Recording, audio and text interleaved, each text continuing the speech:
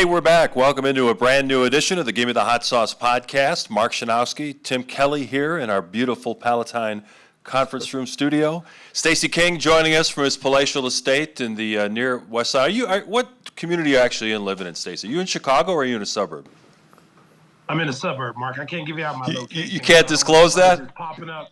Yeah, I don't want anybody just popping up in the crib saying, "Hey, how you doing?"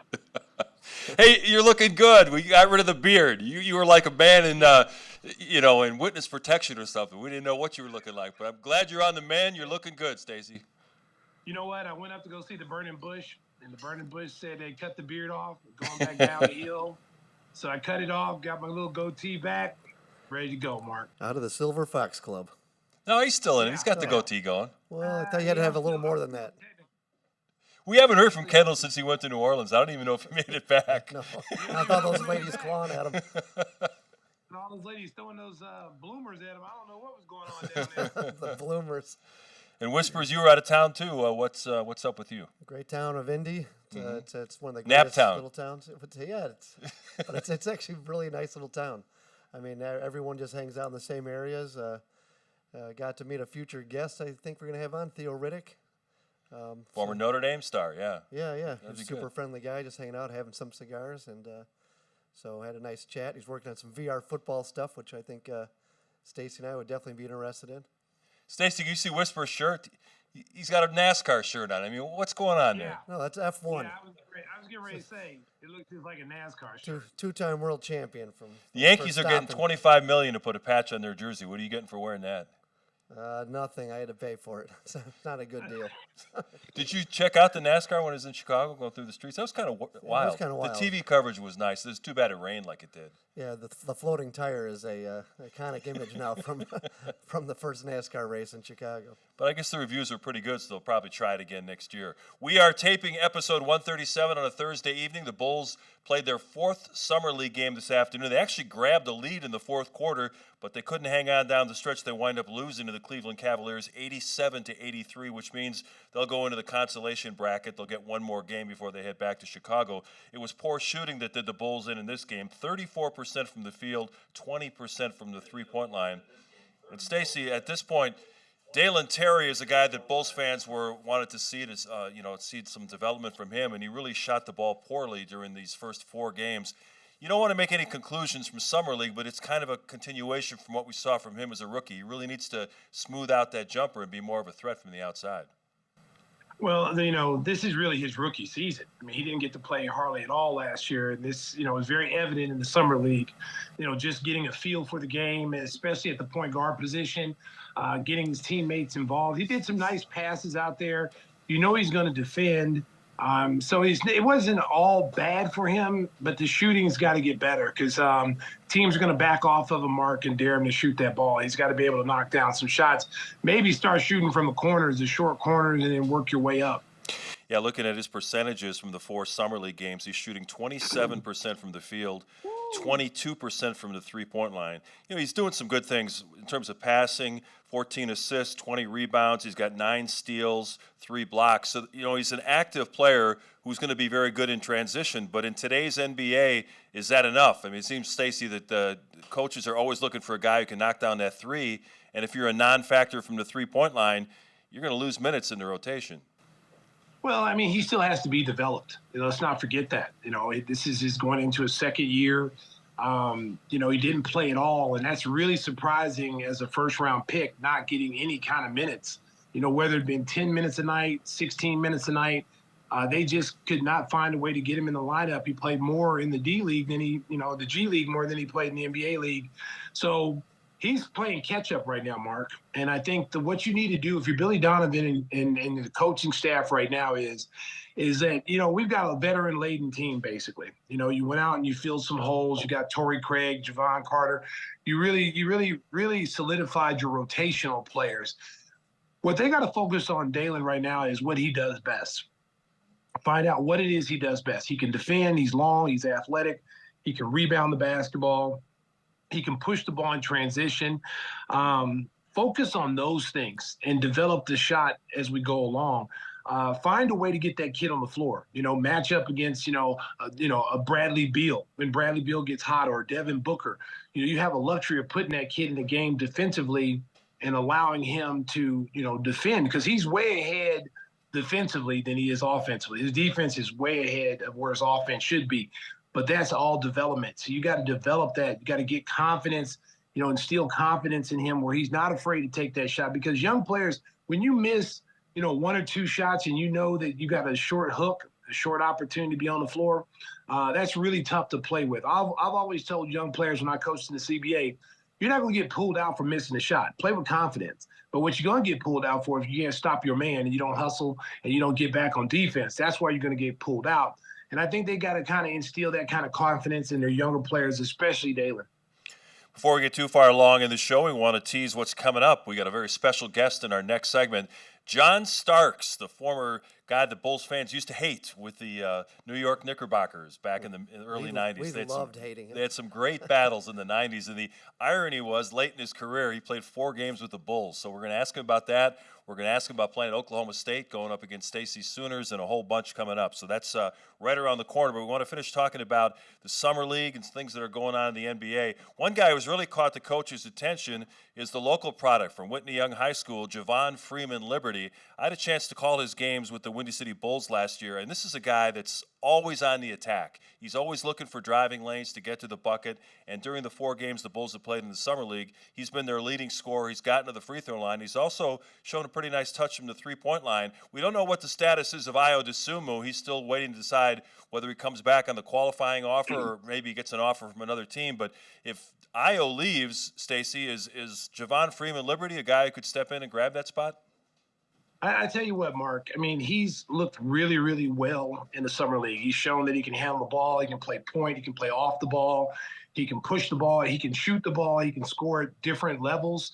The problem is that the Bulls have too many guards. Yeah. Like, they don't have enough size. And, does he deserve to be on a roster? Yeah, I think he does. I think he deserves to be on the NBA roster. I think he's proven that he can be an NBA player.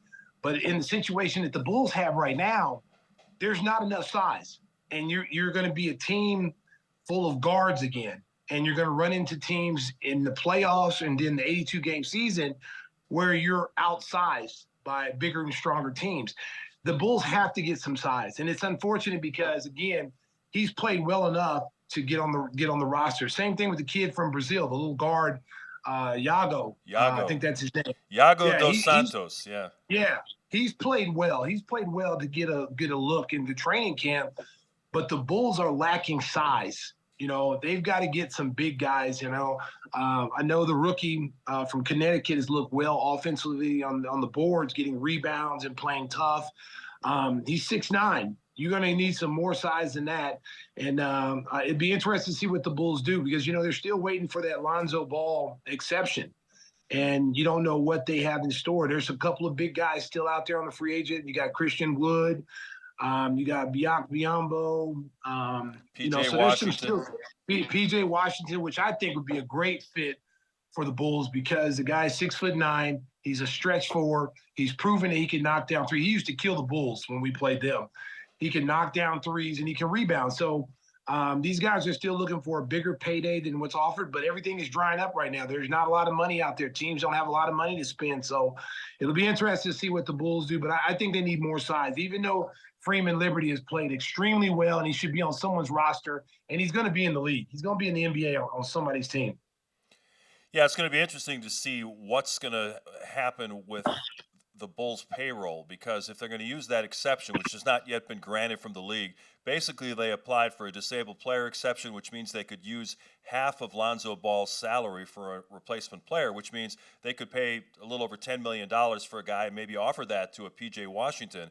But if they do that, it's going to put them over the luxury tax. We heard AK say at the end of the season that he had the green light to go into the tax if they felt they could put a contending team. And I think this is going to be the test, Stacey. If they get this disabled player exception for Lonzo, that's $10 million you can spend on a pretty good player. The question is, will the Bulls do it?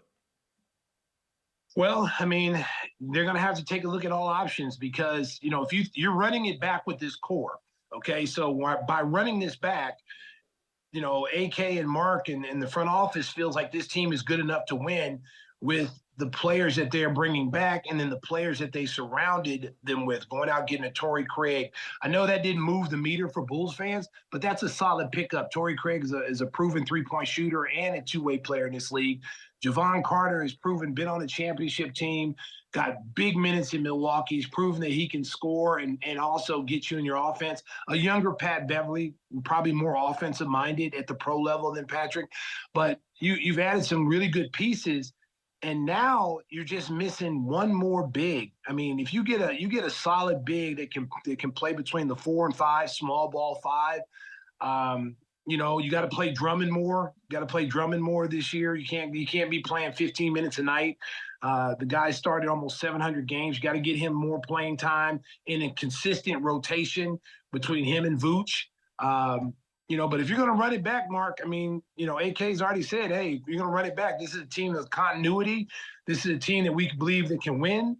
And if that's the case, then you got to go out and spend some money.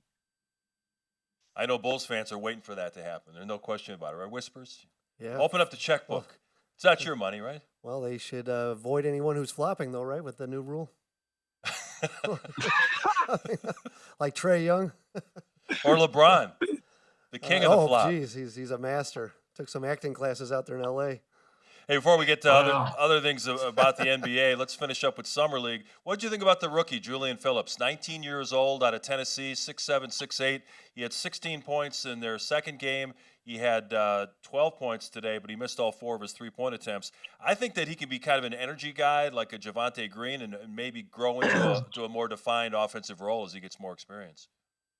Well, Mark, again, it all depends on, development. It all depends on they're going to play the kid, because the kid has shown you that he can defend. He's more offensive-minded Derrick Jones Jr. Same kind of athlete, but he can shoot the basketball. He can score. And, he's got bounce. He can play multiple positions. Again, Billy tends to lean more on his veteran players. We've seen it since he's been here. Young players don't play a lot under Billy. And I think that has to change. That has to change this year. You've got to develop those young players. You've got to put those guys, because it's been proven in this league. If you have quality depth, you pretty much are going to go pretty far in the playoffs, at least guaranteed second round if you got good quality depth. And you don't know if you have good quality depth if you're not playing the people on the bench. Our buddy Casey Johnson had a chance to talk with Javon Carter, and Javon Carter is fired up about coming home. Of course, he grew up out in Maywood, played at Proviso East High School, and, as a lot of kids who grew up in the Chicago area, his dream was to put on that Bulls jersey. And he's a guy that I think Stacey's kind of not getting enough attention in terms of he shot 42% on threes last year in Milwaukee, and he's a dogged defender. He'll pick you up, guard you 94 feet. He's a guy that gives you something a little bit different at that point guard position, and I think that can really give this Bulls team a boost. I know that AK was on the NBA TV broadcast, and he was pretty excited about both Carter and Torrey Craig. Well, Javon Carter was in college, was one of the best point guard defensive players in the country. He was a defensive player of the year. He's a big-time defensive player. And then when he was in Milwaukee, he would come in the game for Drew Holiday and change the pace of the game. He'd pick up full court, 94 feet, frustrate your guards, get you out of your offense, destroy your rhythm.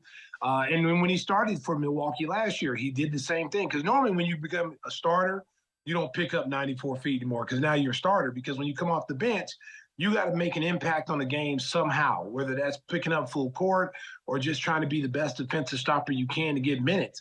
And when he went into the starting lineup last year, he was still picking up 94 feet. And I think that's so important for this team, because you've got good defensive player like in Alex Caruso that can defend. Now you put him out there with Javon Carter, and your two primary positions are locked down, just like when Zoe was there. You had two lockdown defenders, and now you got that with Javon Carter. And not only that, he can make threes. He's proven that he can shoot the three ball. I thought his first year when he came into the league, he didn't even try to shoot.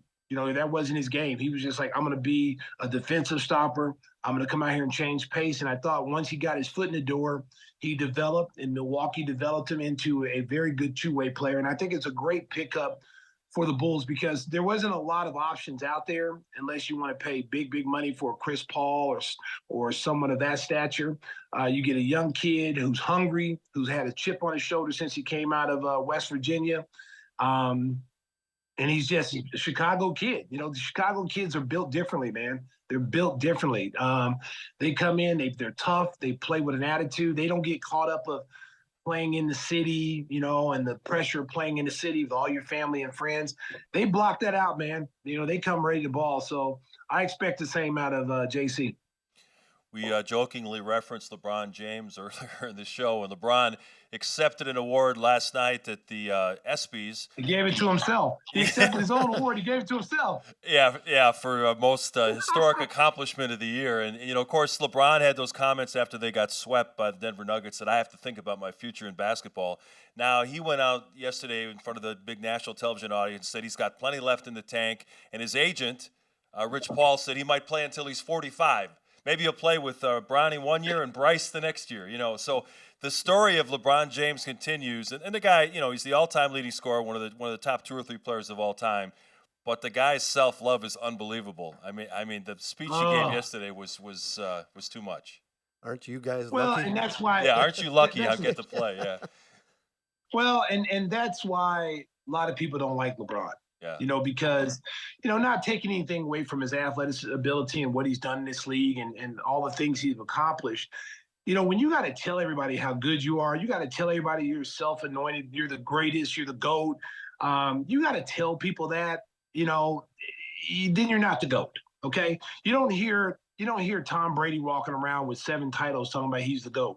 You don't hear Michael Jordan walking around saying I'm the greatest player. You know, that's what your peers say. That's what fans say. You don't have to do that. Your career speaks for itself. When he's done playing, his career will speak for itself.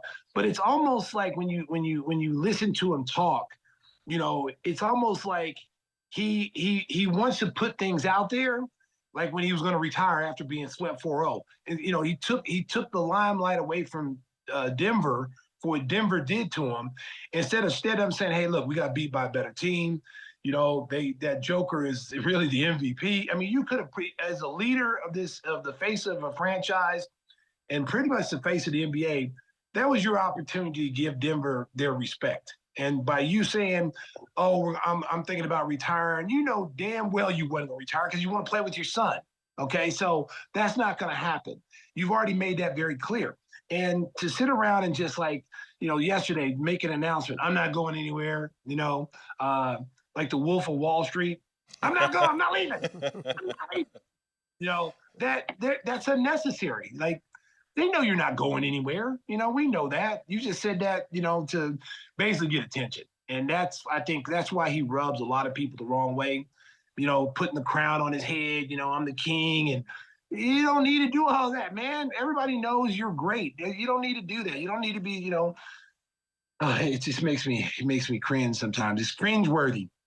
Yeah, and the funny thing was that press conference he had after they got eliminated, nobody asked him, are you thinking about retirement?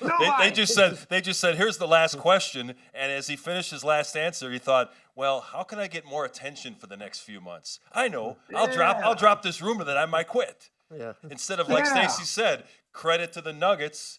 They beat us 4-0 and they're going to the finals. Good luck to them, you know? Yeah, that's a guy who definitely took his ball and went home and kicked the other toys out of the sandbox all the time. And that's again, Mark and Tim, that's why people don't feel the same way about him as they do other former stars. You know, you don't hear, you know, Kareem or Oscar Robinson. You know, there's an argument about who's the GOAT. I mean, you can, depending on what era you're in, you know, you could, you know, Wilt Chamberlain, honestly, if Wilt Chamberlain played in this league right now, Wilt Chamberlain averaged 60. He probably would have 150 points, okay? Kareem Abdul-Jabbar, guys who, when you talk about GOAT, you're talking about guys who changed the game. You know, the lane was altered because of Wilt Chamberlain because he was so dominant. There was no dunking allowed because of Wilt Chamberlain. So, you know, there's so many great players that has an argument of being the GOAT. I say scrap the GOAT, the greatest of all time, and just have, you know, like the Mount Rushmore, you know, 5 of the best players, regardless of the position, these are the 5 best players that ever played the game, and then you got a second team and a third team, and that's how you do that. I believe that's what I would do. Hey, before we bring in John Starks, just want to get your quick thoughts on Damian Lillard and James Harden. Harden, it seems like they're trying to mend some fences in Philadelphia. He'd rather play with the Clippers, and Lillard is dead set on going to Miami. The Trailblazers GM said earlier this week that, hey, if it takes 2 months, it takes 2 months. I'm going to get a good deal for my franchise. And I know we talked about it last time we were live, and Lillard is going to have to deal with wherever he gets traded because he's got 4 years left on his contract. Well, here's the deal.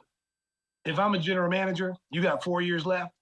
If the trade doesn't help our franchise, because we're giving away a generational talent, so we want talent in return. Yeah, we've got draft picks, Scoot Henderson, and we got, the other kid, Shaden Sharp. We've got some good young pieces, but we want a star in return. And if we don't get that, and we don't get a haul that we feel is beneficial to our organization, we're not, we appreciate everything you did, Dame. We appreciate everything staying in Portland, but that was your choice. You wanted to stay there. You got paid. You got max dollars. We gave you everything you wanted except a winner. Now, we're not going to mortgage the franchise by sending you where you want, because the general managers in this league, and this is why I have so much respect for Zach LaVine, because as of yet, Zach LaVine, whose name's always in trade rumors, okay, he's a Rich Paul client. Zach LaVine has not ever said he wanted to be traded somewhere. Trade me here, or demand I want to go here. He hasn't done that. And I got a lot of respect for Zach. Zach's a professional. And, these general managers are going to have to start getting control. Brooklyn did it with Kevin Durant and Kyrie Irving. They did it with those guys. They said, hey, we're not going to send you to where you want to go. We're going to make sure we get something back that's going to help our organization and not put us back 10 years. And that's one thing you have with these superstar, really ultra superstar players, because they feel like I can go where I want. So I want to go to Miami and South Beach. Sorry, buddy. If they don't got a package, what is Miami going to offer them? Tyler Hero? Nobody really wants Tyler Hero. If you're going to trade Dame, you got to give me Bam Adebayo. You got to give me Jimmy Butler. That's what I'm not going to trade you a diamond and you give me jelly beans. No, they don't work that way. Yeah, the latest trade proposal I saw was Kyle Lowry, 2 first-round draft picks, and the young kid, Nikola Jovic. That's all. That ain't enough. No. Kyle Lowry is past his prime. Right. And now the Jokic kid's going to be pretty good. I saw him in Summer League. I really like him.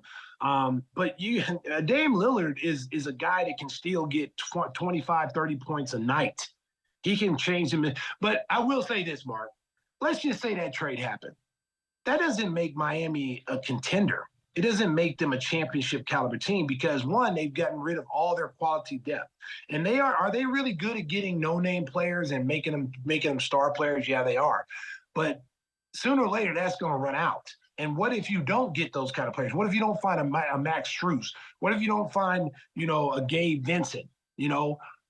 Now your depth is really, really depleted, and you're relying on 3 guys to get you to the finals. Jimmy hardly plays during the regular season. Jimmy plays about 50, 60 games during the regular season, and then he turns it on in the playoffs.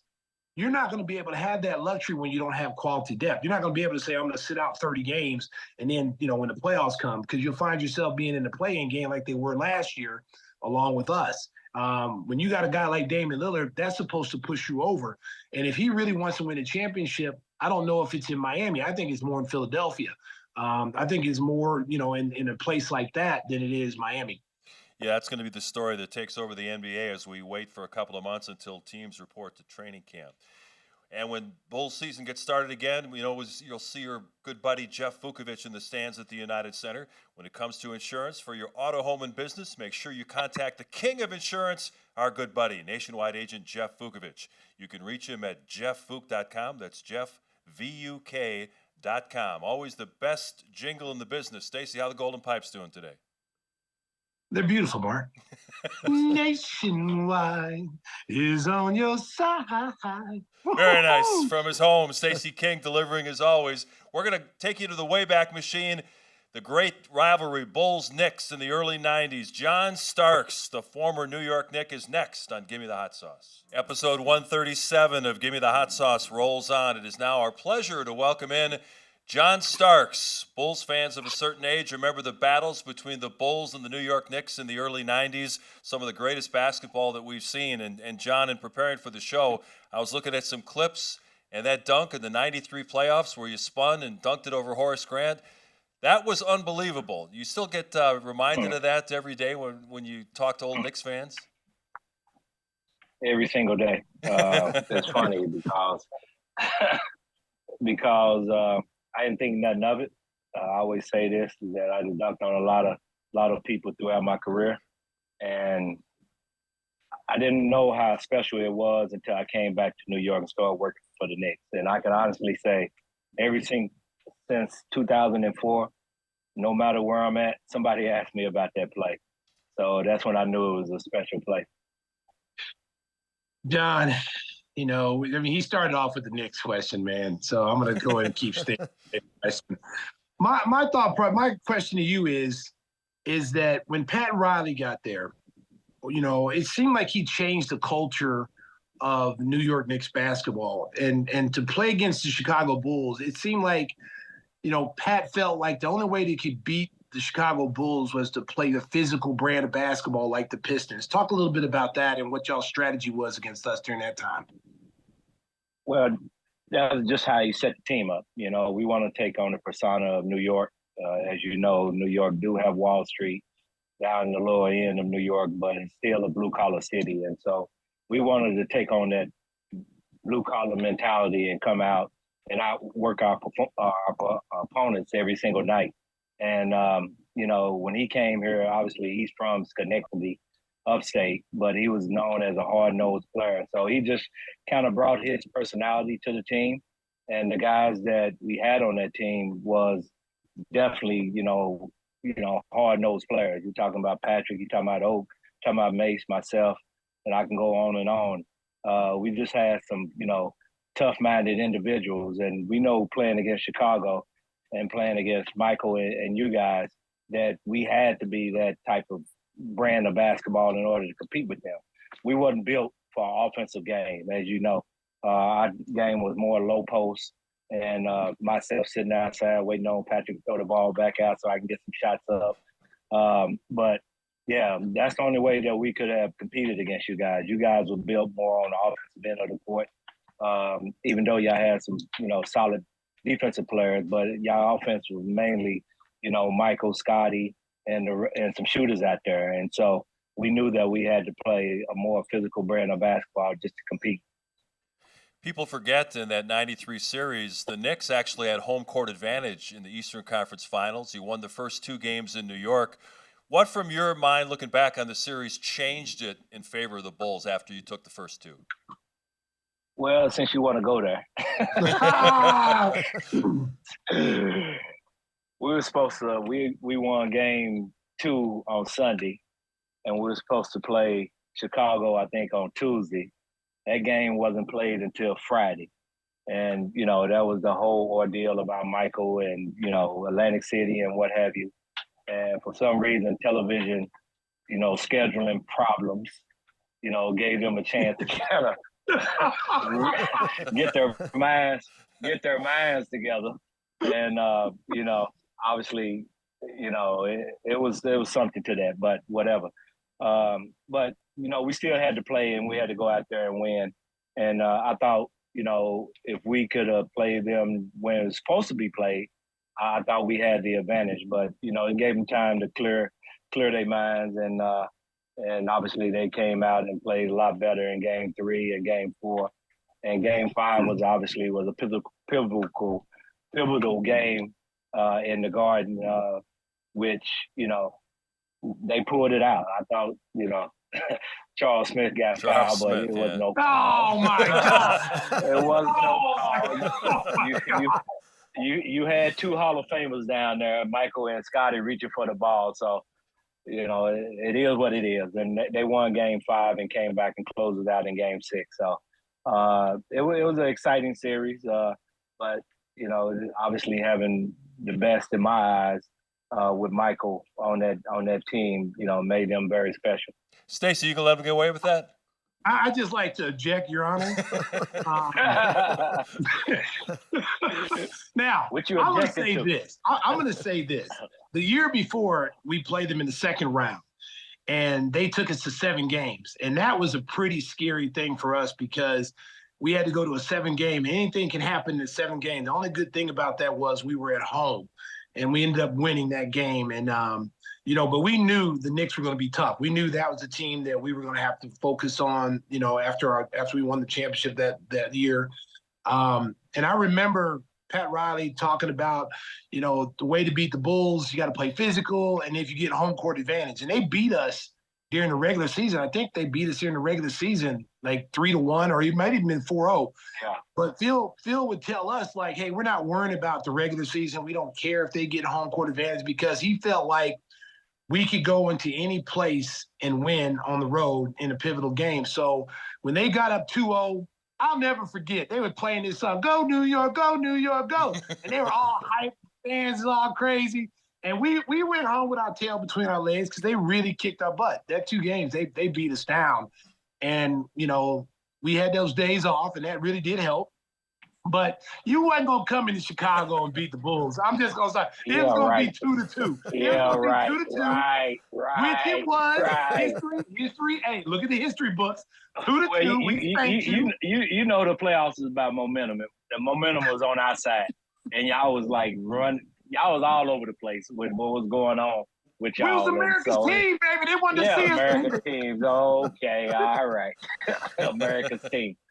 But I will say this, though. The schedule is supposed to go Sunday, Tuesday, I think Thursday or Friday, but it went Sunday, TV scheduling problems, Friday.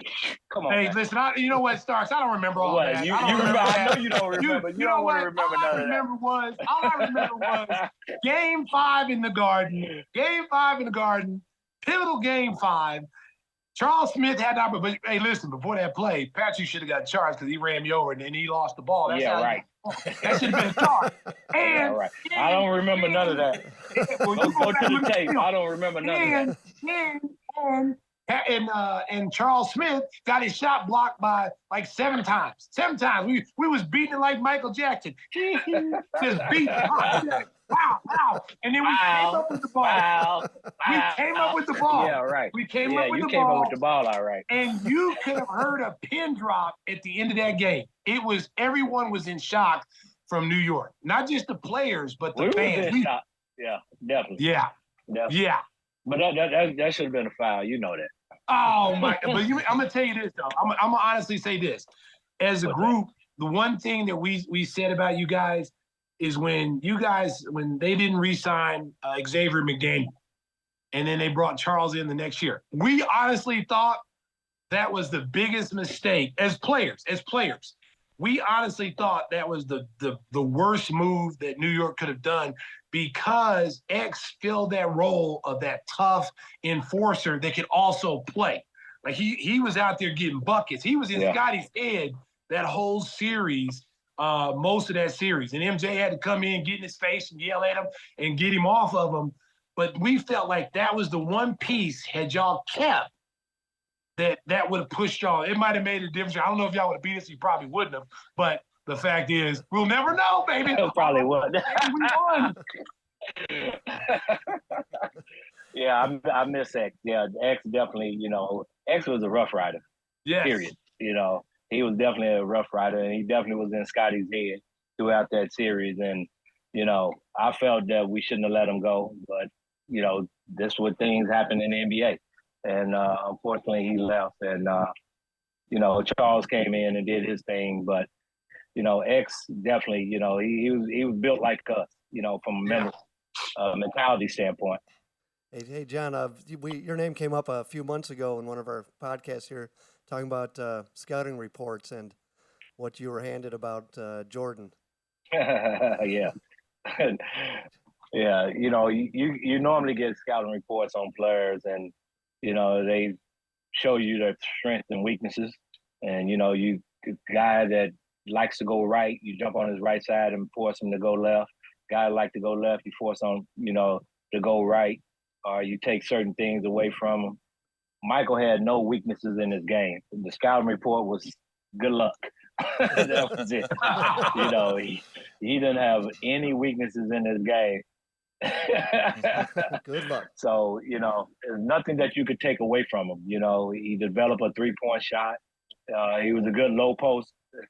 He was a good low post player. You know, he could take you off the dribble either hand, and he was a great defender. And so that what made him so tough. And I always tell people this: he probably was the most well balanced athlete that I didn't played against. As far as, you know, you rarely see him take off balance shots, and what made him so special, I think, is his mind. His mind would oversee anything out there on the court. And I think that's what made him so special.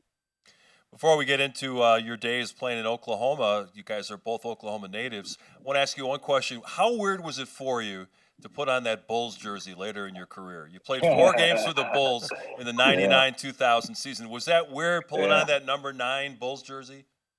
Yeah, it was a little weird. You know, when I came there, I talked to Jerry Krause, and I told him, "Hey, why didn't you trade me when y'all was good?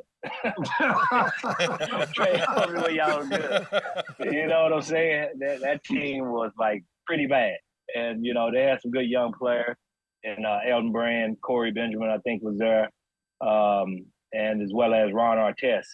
And I have to say this: I ran into Ron Artest in practice. It's just like hitting a brick wall. I was like, whoa. I didn't realize how strong this man was until I ran into him. But they was young at the time, and I can remember talking to Coach Floyd, and I was telling him, I was like, why is you running the triangle offense? You don't even have the players to even run this offense. And he said, John, is in my contract to run the triangle offense. So I have to run it.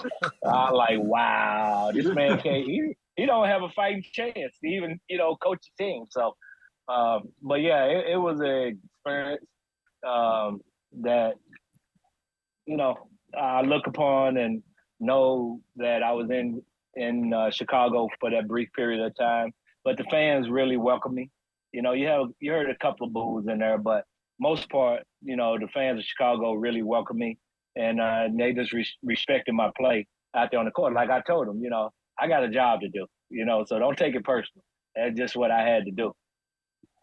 You know, talk a little bit about, you know, Pat Riley. You know, Miami got a lot of credit this year having like 8 or 9 undrafted players. I go back to when Pat was in New York. That's where it all started. Pat was the one that would go to the CBA and grab you who were playing in the CBA undrafted. He gets Anthony Mason, who was playing in the CBA, and brings you guys in, and you guys developed under him. And that was the kind of start of what we see now in Miami. Talk a little bit about that. And also know that you got hurt in training camp, your knee or something got hurt. And they weren't able to cut you while you were hurt. So you ended up staying on the roster because of Patrick Ewing, I think it was, that you got hurt. Yeah, talk a little bit about that also. Well, I was there actually before Coach Riley got there. So I came in, Mace came in after me when Coach Riley got there. So, yeah, it was like the last day of training camp. And, you know, I knew that I needed to impress the coaching staff as well as the organization. And I wanted to be in New York, obviously playing with Patrick Ewing, Charles Oakley, and those guys. So I knew I had to come in and impress them and do something very special. And I mean, I treated that day of practice like it was a playoff game. I mean, I got my rest. I came in focused, and I don't think I missed a shot throughout the whole practice. And it was like a breakaway. And I saw Patrick coming on my left side. I like, oh, this is my chance right here. And so I went up to go dunk on him, and at that time, Patrick could run and jump at that time. So I forgot he was 7 foot, and he caught my dunk. I came down, twist my knee. Oh, man, I thought I had tore it up, and he did too. He felt so bad. And it wasn't until they told me and said, well, we got to put you on IR, and that means that we can't cut you. I like, oh, thank you. Thanks, big fella. Thank you, big fella. Thank you. And again, but talking to Jeff and all those guys later on, he said that we was gonna keep you anyway. Yeah, right. Stacey, you know, they Yeah. tell you anything. So until you get that pink slip, but you know, I got a chance to stay on, and I actually was ready to come off because I felt like I was ready to play, and I was about ready to go in. And all the players tell me, don't wait till after the till your money is guaranteed. Wait, I like, man, I ain't waiting. I'm out of here, bro. I'm going to go ahead and tell them if they don't bring me off this II, I'm out of here. Just let me go. That night, Trent Tucker got hurt. that night, I was getting ready to go in there and tell him he got hurt. Then I got a chance to come off the next game, and my first game was against you guys and Michael. And so I was so excited, you know what I mean? Because I always watched Mike during college, and I always taped his games and studying them and what have you. So I was so excited to go out and play against him. And my first play, when I got in the game off the bench, he tried to post me up, and I hit him in the back with a forearm. And he looked back at me. He like, all right, you're going to be calling me Mr. Jordan before the night is up. So I ended up having a pretty good game, and he was going off the court. I ran up to him. I said, you didn't get Mr. Jordan out of me. And so that's when the battle started, between me and him and playing. But it was a great experience because obviously, as a young player and you seeing guys who you looked up to, while you was in college and getting the opportunity to play against them was amazing. We mentioned the fact that you guys are both Oklahoma natives. John, you grew up in the Tulsa area, born and raised. Stacey was from L.A., the Lawton area. And That's right. Did you guys cross paths in youth basketball at any point? No, you know what? I'm not sure, Stacey. I didn't play AAU basketball. My upbringing was street basketball. I didn't know anything about AAU basketball. I'm not sure if it was even that big back then, like it is now. But no, I don't think we ever crossed paths. No, not until college. Nowhere, not to college. Yeah. And how did those games go, Stacey? Oklahoma State. The same way they went with the Bulls. Okay, that's how they went. Okay, so John Starks got a taste of that when he was in college. What was going to happen when he went to the Knicks? So he got the same result. Wow. They had a squad. They actually had a great squad. They had Harvey Grant. Yeah. They had Ricky. They had Mookie. What was Ricky's last name? Grace, yeah, Ricky Grace. They had Mookie, obviously Stacey. They had the squad, man. And, I just got there because I only had 1 year of eligibility. And myself and Richard Dumas and Sylvester Kitchen, we had a couple of players that was there, but nothing to the level that they was at. You know what I mean? They was actually, fighting for a national championship. And, they was a very solid team. But every time they played me, I gave it to them every single time. Every single time. Hey, listen, I won't deny that. I won't dispute that. He had good games. He had some good games. Game recognizes game. But at the end of the day, when the scoreboard's showing, it was getting beat by 25. We actually had a pretty close game up in Norman. Yeah, I kicked that bus in Oklahoma State. But we definitely had a pretty close game in Norman. But no, that year they went to the national championship and played against Danny Mann. Yeah. So you know what type of team they had. Yeah, we was fighting just to be 500 throughout the year. So. Well, they did. I will say this: my senior year, we came in number one. We lost in the IBA Arena. They did beat us. We had just got done beating UNLV when they were like number one, and then we got the number one ranking, and we thought we were feeling good about ourselves. And then their little gym was like a little pocket gym where the fans are so close to the gym, so close to you. That's take right. the ball out, pulling hair on your legs, pulling the hair on your legs. Yeah, the major distractions down at that. Now it's Eddie Sutton Court, but it used to be IBA Arena. But yeah, they used to have a small place. It was a really tough place to win at. Yeah. No, that was a fun gym to play in, as you say, because the fans were right on top of you and gave us somewhat of a home court advantage whenever you kind of like what Duke is in college. And so the fans get rowdy down there. They love their sports at Oklahoma State. Yeah, college They football. don't win a lot. College football's right win a around lot. the corner. They don't win a and lot. Big 12 are having their Big 12 are having their media days right now. We do okay, son. We do okay, Stacey. We do okay down there. And the Oklahoma State coach was talking about 117 years of Bedlam, the famous game, out the window. What do you guys both think about the fact that There Oklahoma... is no Bedlam.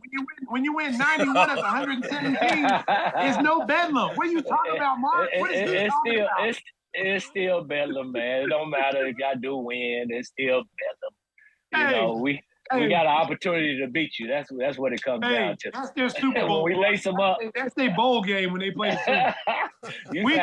We looking at you sound like my boy. You sound like my boy. He's a big Sooner fan.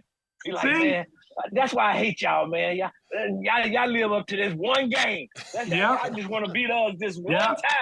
One time. And they it go is back. What it is, Stacey. It is what it is, man. I like the rivalry. I do. Because Oklahoma is the #1 school in Oklahoma. And Oklahoma State's like 5. They're behind Tulsa. Get out of here, please. They're behind OCU, Stop with all Oklahoma that. City University, Cameron, Langston. Langston's better. That's why we don't respect y'all, man. That's exactly why we don't respect y'all. You're not humble enough, man. You're not humble enough. I'm sorry, Stark. I got it. It's the way it is, baby. It's the way it is. No, but that's a fun game to be at. You know what I mean? When those two teams get together, and it is electric. Then at Oklahoma State as well as at Oklahoma, you get like things to shut down for that game, and that's what makes it so special. So how's Oklahoma going to do in the SEC, playing against Georgia and Alabama and all those schools? Yeah. Let's hear that. What you got to say about that? He's asking you. I already know how we're going to do it. Asking you. No, he asking you. Well, you already know my answer. How you feel? Let me tell you something. Being a Sooner alumni, we don't look for trouble, and we sure in the hell don't run. Bring it, baby, bring it. Okay, we gonna see. I'm gonna tune in for this. I'm gonna tune in for those games. I'm gonna get my season subscription up. I'm gonna tune in for those games. It's going. Hey, listen, I'm talking trash now. We ain't played yet, so I don't know. I ain't gonna lie. I'm a little nervous. Alabama, Georgia, LSU. I'm a little nervous. But we've been dominating the Big 12 for many, many years. Big 8, Big 12. Yeah. It's our league. It's our conference now. Oh man! Buddy, it's our conference now. One of the good riddance, man. Matter of fact, get on that. Listen, we don't need y'all anyway. Big 12 ain't even conference now. Big 12 got BYU, Cincinnati, University of Central Florida. That ain't even a conference. Do they lace them up? Do they lace them up every Saturday? If Oklahoma State don't win the Big 12 now that we go we got this. Y'all need to stop. We got this. Just be independent. Yeah, man, you act like we ain't won the Big 12 when y'all was there. When? Yeah. And y'all was crying that y'all came down here and got beat down. When y'all came to in football. Hell to the no. State and got beat down. We were #1. Everybody talking about, why don't y'all just lose? First of all, man, we ain't trying to lose, y'all. I don't remember Oklahoma State beating anybody. Yeah. And we came up in Norman and spanked y'all. Oh, yeah. Hey. What about that? Puff, pass, Smokey. Puff, pass. It ain't never happened, baby. The Sooners don't lose. Yes, we don't lose Oklahoma State. Hey, Stacey, we've got the records on the screen right now. Yeah, what is it? 91, 19, and 7 in favor of Oklahoma in football. Oh, repeat that for the people in the back, Mark. 91, 19, and 7. Basketball, the Sooners lead 134 to 106. Okay. Well, it's been a little bit closer over the years. Yeah. But before, when Wayman was there and I was there, that was not the case. Okay, we was way up when I left. We must have put some. You had my homeboy there, man. What you expect? Yeah, that's what I'm saying. There. Wayman was the reason why I went to Oklahoma. Oh, is that right? Yeah. because you're a lefty too. Yeah, you was a Yeah. lefty too. Wayman, man, man, we got some good old history with Wayman, boy. That's a different show. Ooh, Yeah, Lord bro. have mercy.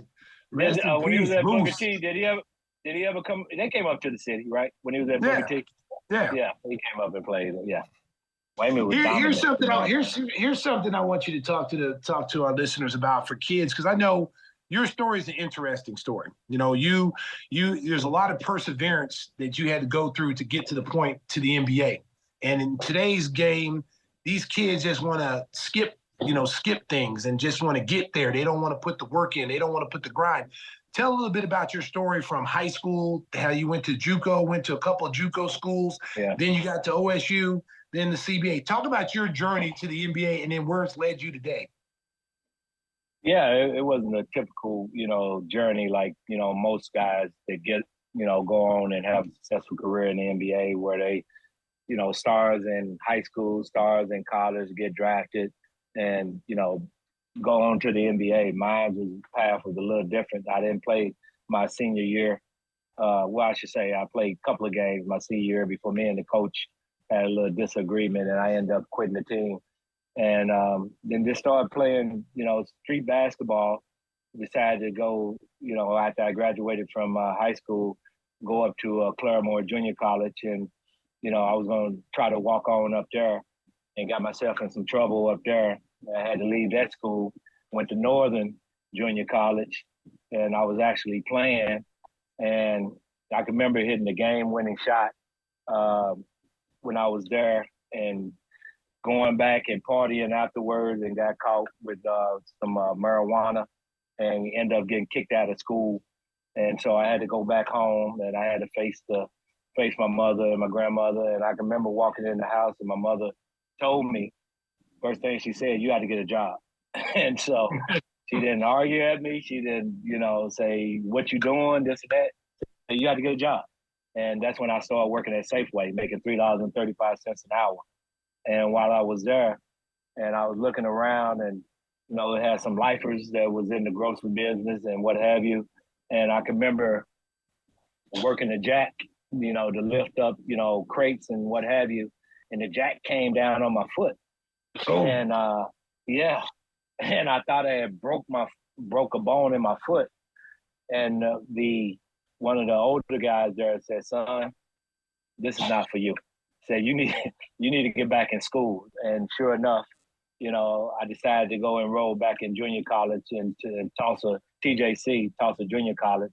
And I was there and they so happened to have a intramural league. And so I joined that league just to stay in shape. And while I was there, I was, killing it, having probably about 35, 40 points a game.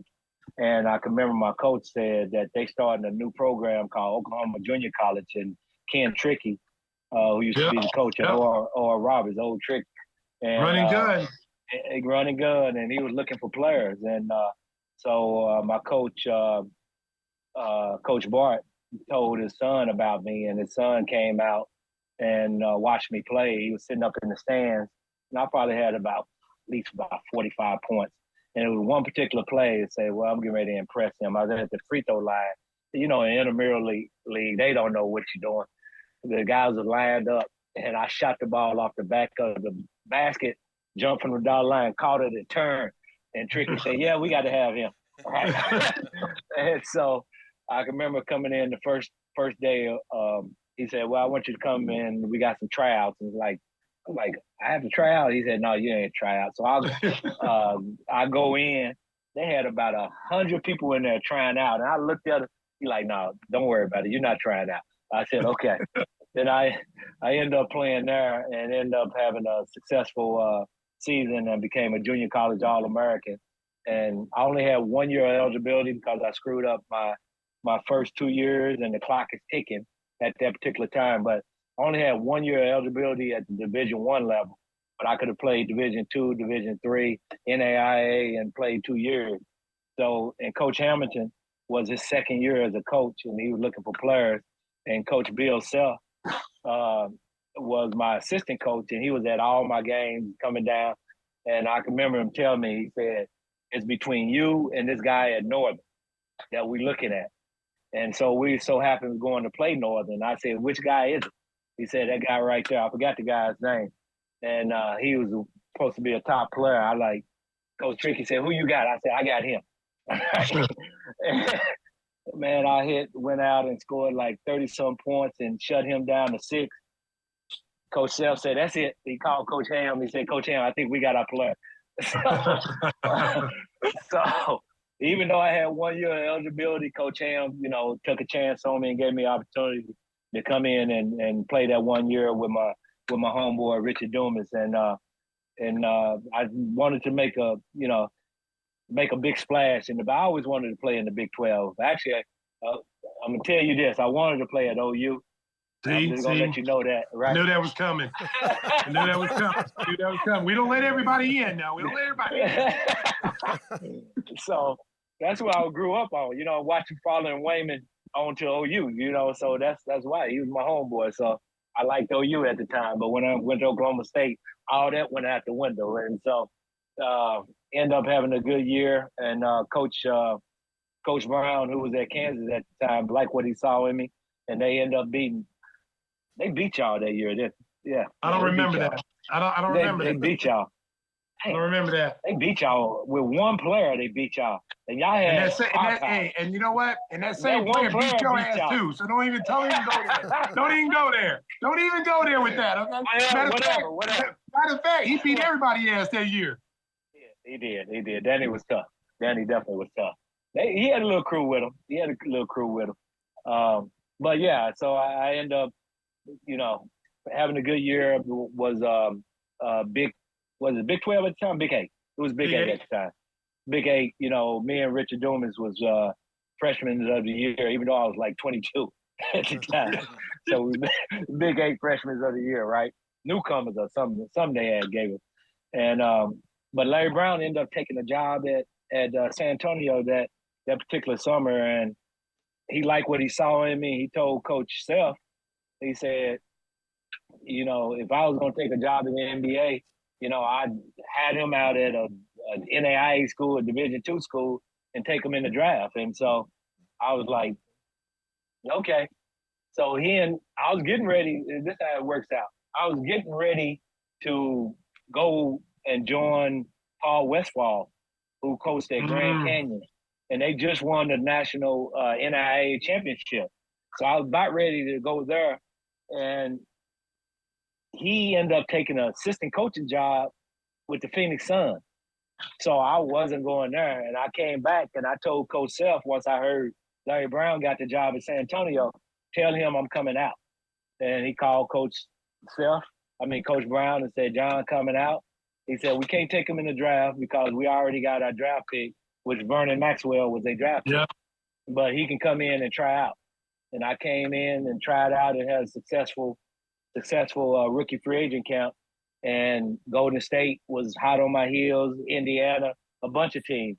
And so I ended up signing with Golden State because they offered me a guarantee of $50,000 out of the $100,000 was a minimum.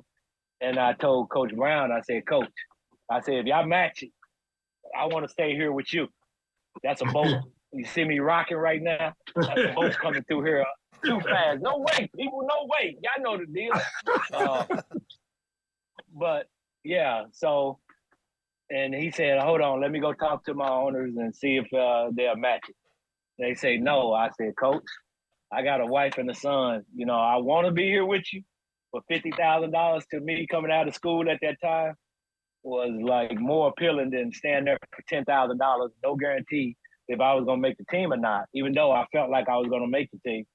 But I went to Golden State, played there for a year, and we ended up, making the playoffs. And so during the summer, I ended up playing in what's the summer league? Wow, man, I can't think of the tournament that they do in Dallas. But anyway, I played in that, ended up turning my ankle up. I was about ready to sign with Indiana, actually. So me and Reggie probably been playing together. Look at that. So I was getting ready to go to training camp with them. I ended up turning my ankle up, and Mel, I forgot Mel's name. Ended up said, John, why don't you just come to training camp? I said, I can't play.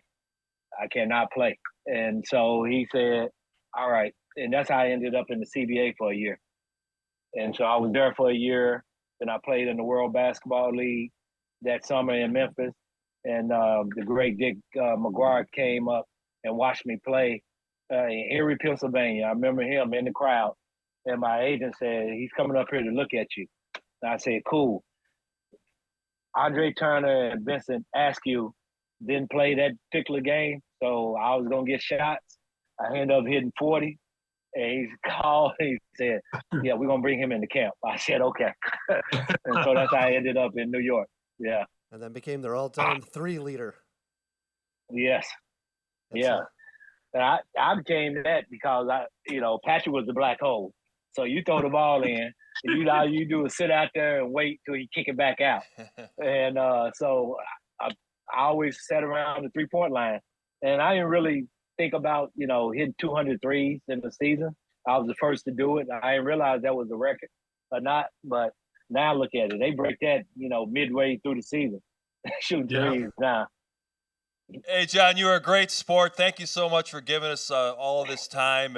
Congratulations on all your success after basketball and letting us get a chance to relive some great memories of Bulls-Knicks rivalries through the years and Oklahoma State. Stacey, got any farewell comments? Yes, sir. We're going to send you some of my hot sauce. See the hot sauce on the table? We're going to send you some hot sauce. I'll see you in New York, boy.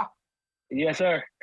All right, Stacey, man. It's good talking to you guys, man. Good luck with the show, all right? Yeah, thanks. Thanks, John. John Starks, our special guest Take on care. Gimme the Hot Sauce. We're going to talk about the big controversy in Northwestern when we come back.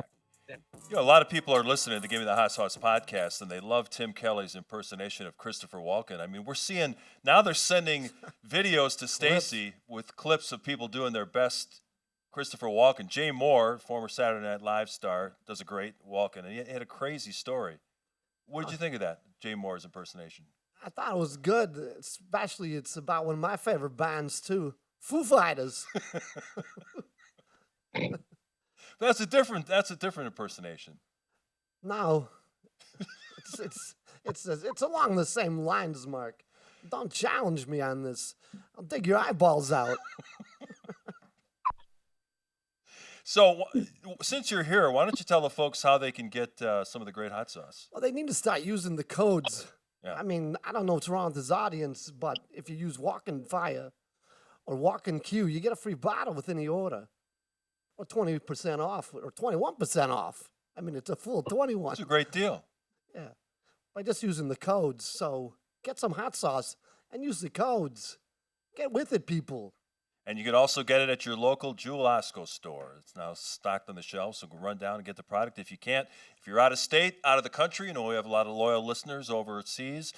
You can just get that at GimmeTheHotSauce.com. And, Chris, the story actually with Jay Moore was about would you rather be able to fly or have a tail? That was the story that was on the latest impersonation. And Chris said he'd rather have a tail.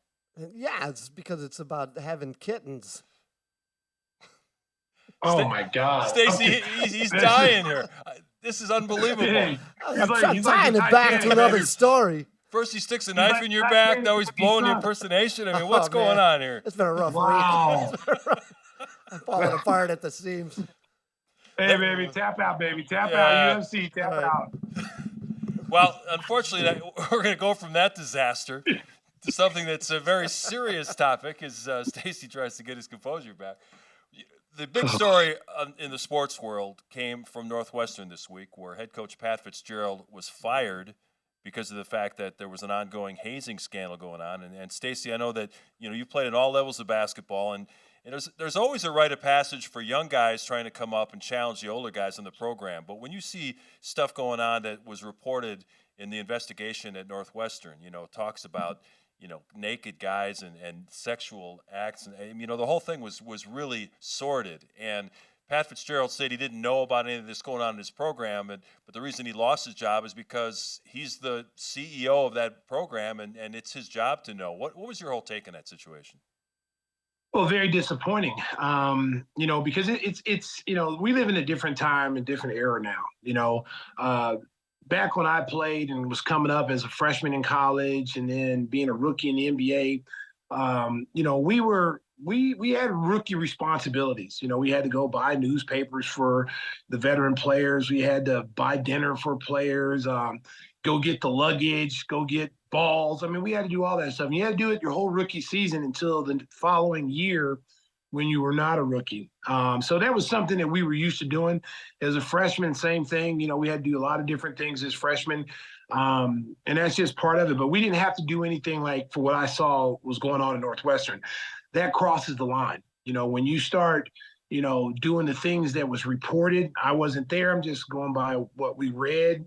How, as a coach, do you not know that's going on? You know, you've got assistant coaches. If players are being violated the way they were at Northwestern, I'm sure they told people. I'm sure they told some, whether it been an assistant coach, graduate assistant, and that person had the responsibility of getting it to Pat Fitzgerald. He's ran a clean program up until now, you know, which is very surprising, especially at Northwestern, that you'd have that type of behavior going on, but it's unacceptable. And, you know, and if you're the coach, you know, it falls on you. Barry Switzer, I go back to like the middle of the 80s, 86, 87, 88. Oklahoma had a lot of lawlessness going on. You had the Bosworth was there doing his thing. You had players shooting guns in the dormitory, shooting each other. You had rape going on. There was a lot of things going on the campus. And as good as Barry Switzer was the king of OU football. And when all this stuff was going on, it was under his watch. And he got forced out of being the head coach of Oklahoma football because you had, if you remember, you know, we had the quarterback who I grew up with, Charles Thompson, was on the cover of Sports Illustrated in a jumpsuit because he just got arrested for selling narcotics. And all this was going on at the same time. And Barry Switzer had to pay the price. He lost his job. His coaching staff lost their jobs because they lacked institutional control. And Pat Fitzgerald was the same way because this could not have gone on him not knowing at least one story because there's a multiple people that came up and said this. And I don't know how, as a coach, how do you not know? Same thing with, you know, you go look at Joe Paterno, you know, Sandusky. How do you not know that's going on all these years? You know what I'm saying? And you turn a blind eye to it, and all these young boys were affected by it. And you can't tell me that you didn't know because coaches, it's been proven. Coaches had came up, assistant coaches, graduate assistants told Paterno what was going on, and he chose not to do anything about it until he was forced to do it. And then he had to forcefully resign. So, yeah, it falls on the coach's lap. Have you ever heard any stories at any level, of high school, college, or NBA, about hazing that it was, dangerous or sordid in any way? Yeah, I mean, I heard some things at the high school level, in my high school in my area that they were doing that, you know, doing like really excessive things with, you know, sexual things, broomsticks and stuff like that to younger players. And I thought that was appalling. You know, hazing into that magnitude is unnecessary. You know, if you want to make a younger player run more, you want to make a younger player bring your cleats to the field, bring your helmet, carry your gear to the field. That's one thing. You know, you want to make a young player go grab grab the luggage off the turnstile, put it on the plane. That's one thing. Go get me coffee. That's one thing.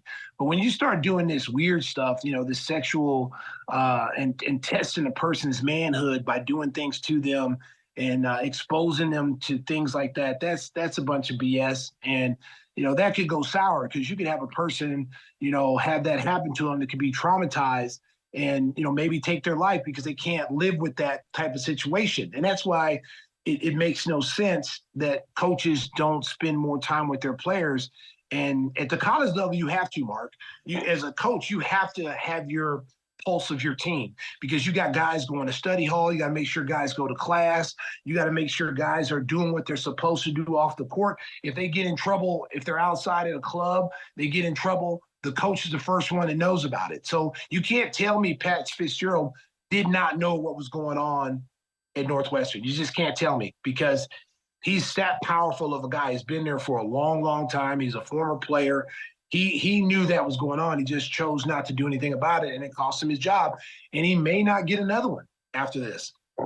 Well, Tim, you got Northwestern ties. I mean, they have that beautiful football facility along the lakefront that costs, tens of millions of dollars, and they're supposed to renovate the stadium. Now there's some talk that maybe that project could be shut down because a lot of the faculty and alumni are saying, why should we invest more money on a football program that's run amok? And we should point out they were 1-11 last year and have struggled the last 3 or 4 years. What's the future of the Northwestern football program now? Well, they still say they're going to name it after Pat Ryan, but it could have been, Fitzfield. Right.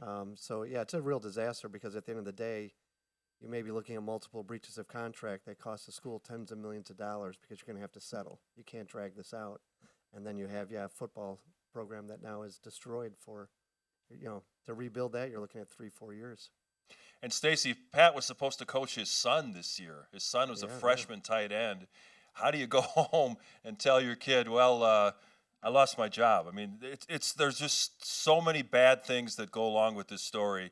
And, I covered Fitz when he was a player at Northwestern and always enjoyed talking with him. I always thought he was a stand-up guy. But if you don't know what's going on inside the walls of your own program, shame on you. Yeah, but there's, some of these things that the investigation did show that he didn't know. At least that's what it came out to be, and it's a pretty small percentage. And I don't really know what the damages are. There could be something that's much uglier there. I don't know, but sometimes is there overreaction? Is there a chance to fix something? Do they ever get that opportunity?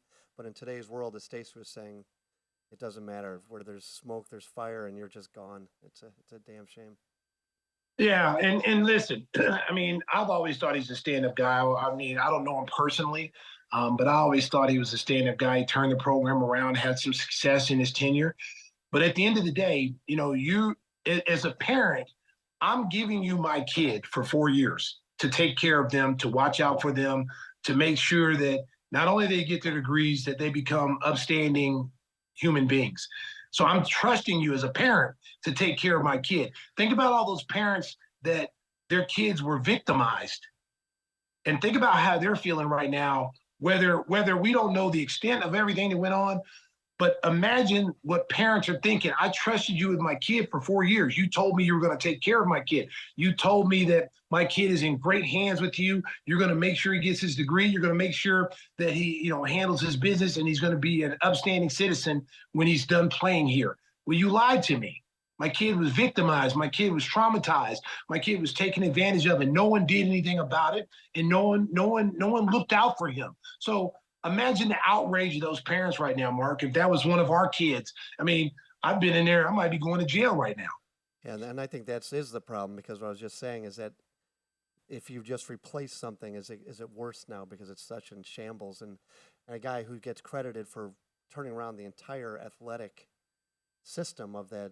I mean, they've won other titles now in other sports because of what's been built there. And now it's and this story is just beginning. We're going to be hearing a lot more about this in the weeks and months ahead, because of course Fitz is pursuing legal action to make sure that he gets all the money that was left on his contract. Well, hopefully it doesn't get uglier, is what I'm saying. That it's not absolutely that there is just smoke and not as much fire. Yeah, we just wish the best for all those families that were affected. No question about it. Hey, we had so much fun with John Stark, so we ran a little bit long today. So we're gonna hold our recommendations on what we're watching. We'll save those up for next week, but we do want to tell you about our great sponsor of that segment, Biggers Mazda. Their sizzling new Elgin location at Randall Road is the biggest Mazda store in the state of Illinois.